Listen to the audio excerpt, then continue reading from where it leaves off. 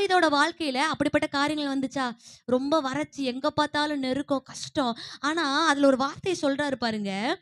என் வறண்டதும், விடாய்த்ததும், தண்ணீரமற்றதுமான நிலத்தில என் ஆத்துமா உம்மேல் தியாகம். எத்தன பேருக்கு இந்த வசனம் புரியுது?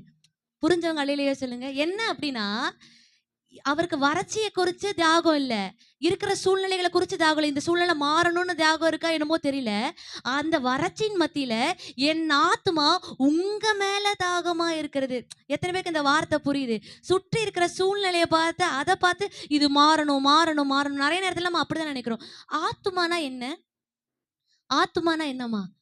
நம்மளுடைய சிந்தனைகள், நம்மளுடைய நினைவுகள். அதுதான் அவர் சொல்றாரு. என் ஆத்துமா தாகமா இருக்கு. எப்பொழுதுமே என் உள்ளார்ந்த மனுஷன் உம்ம குறிச்சு யோசிச்சிட்டே இருக்கான்ப்பா. உம்ம குறிச்சு சிந்தனை வந்துட்டே இருக்குன்னு சொல்லி, என் என் வறட்சியான காலையில, என் நெருக்கத்தின் காலத்துல, எனக்கு சூழ்நிலைகள குறிச்சு எனக்கு அந்த மாறணும்னு தாகம் இல்ல. அந்த வறட்சியான காலத்துல கூட